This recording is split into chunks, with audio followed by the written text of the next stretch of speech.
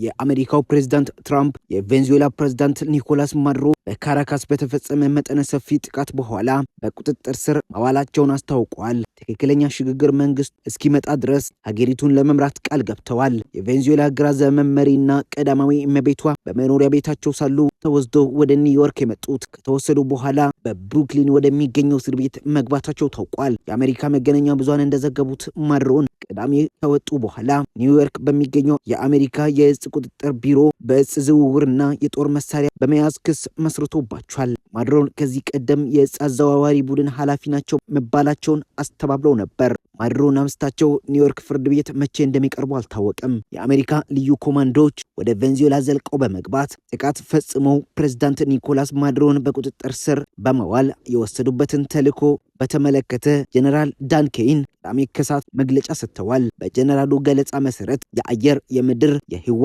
የባህርና የደህንነት መረጃ ባለሙያዎች ተልዕኮን እቅድ ሲያዘጋጁና ሲያቀናጁ ለወራት ቆይተዋል። አርብ ምሽት 4:46 ፕሬዝዳንት ዶናልድ ትራምፕ ዘመቻው እንዲካሄድ ትዕዛዝ ካስተላለፉ በኋላ አብሶሉት ሪቮልቭ የሚል ስያሜ ያለው ተልዕኮ በምዕራቡ ንፍቀ ክበብ ከሚገኙ የተለያዩ 20 የአሜሪካ ጦር ሰፈሮች 150 አውሮፕላኖች ወደ ቬንዙዌላ በማንቀሳቀስ ተጀመረ።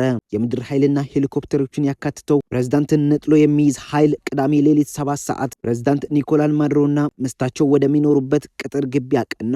ይህ ኃይል በበርካታ ተዋጊ የጦር ጀቶች፣ ቦምብ ጣይ አውሮፕላኖችና ድሮኖች ከፍተኛ ጥበቃ የተደረገለት ነበር። ሄሊኮፕተሮቹ ላይ ቶክስ ተከፍቶባቸው አንደኛው ቢመታም በዘመቻው ወቅት ግዳጁን ለመፈጸም ከመብረር ያገደው አልነበረም ሲሉ ዶናልድ ትራምፕ ተናግረዋል። ፕሬዝዳንት ኒኮላስ ማዱሮና ባለቤታቸው የመኖሪያ ቤታቸው ተይዘው በሄሊኮፕተር ከቬንዙዌላ እንዲወጡ ከተደረገ በኋላ ከሌሊቱ 9 ሰዓት በአሜሪካዋ ጦር መርከብ እንዲያርፉ ተደርጎ በቀጣይ ወደ ኒውዮርክ ተወሰዱ።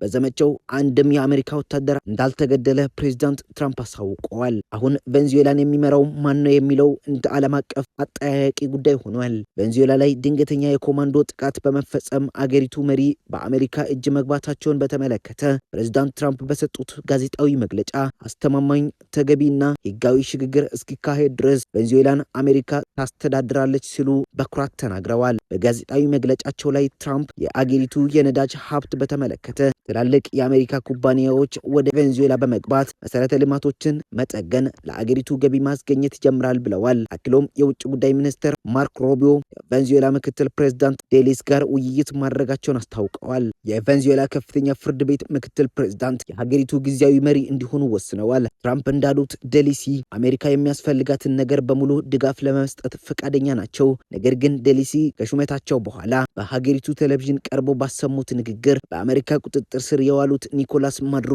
የቬንዙዌላ ብቸኛው ፕሬዝዳንት ናቸው ሲሉ ተናግረዋል። ትራምፕ የቬንዙዌላ ወደፊት ፕሬዝዳንት ሆነው ይመረጣሉ ብለው የሚጠብቁት የኖቤል የሰላም ሽልማት አሸናፊዋ ማቹዶ ሀገሪቱን ለመምራት ድጋፍ የላትም፣ ክብር አይሰጣትም ብለዋል። ማቹዶ ተቃዋሚ ፓርቲያቸው አባል የሆኑት ኤድሙዶ ጎንዜላዝ ስልጣን መያዝ አለባቸው ብለዋል። በ2024 በቬንዙዌላ በተደረገው ምርጫ ማዱሮን አሸናፊ ተደርጎ ቢሰየሙም የተቃዋሚ ፓርቲ ያሰባሰበው ድምጽ ጎንዛሌዝ በሰፊ ልዩነት እንዳሸነፉ ያሳያል። ታዲያ የቬንዙዌላ ዕጣ ፈንታ ምን ይሁን?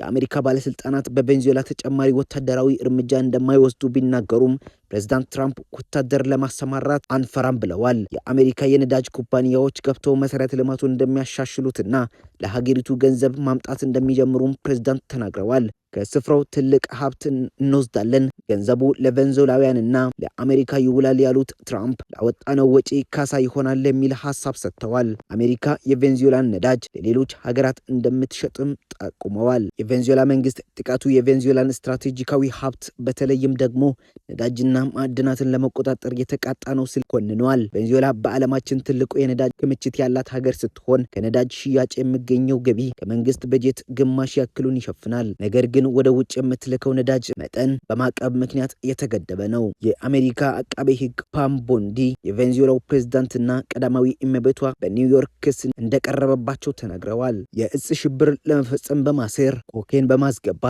የጦር መሳሪያና ሌሎች አጥፊ መሳሪያዎችን በመያዝ እንዲሁም በአሜሪካ ላይ ጥቃት ለመሰንዘር የጦር መሳሪያና ሌሎች አጥፊ መሳሪያዎችን ለመያዝ በማሴር ክስ ተመስርቶባቸዋል።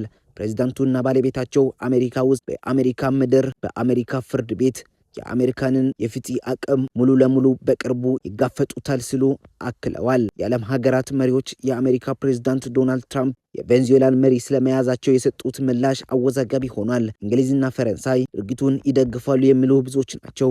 የፈረንሳይ ፕሬዝዳንት ኢማኑኤል ማክሮ የሽግግር ሂደቱ ሰላማዊና ዲሞክራሲያዊ ሊሆን ይገባል ሲሉ በኤክስ ገጻቸው ጽፈዋል። የቬንዙዌላ ጎረቤቶች ጥቃቱን ሲያወግዙ የማድሮን ረዥም ጊዜ አጋር የሆኑት ቻይናና ሩሲያ እርምጃውን ተቃውመዋል።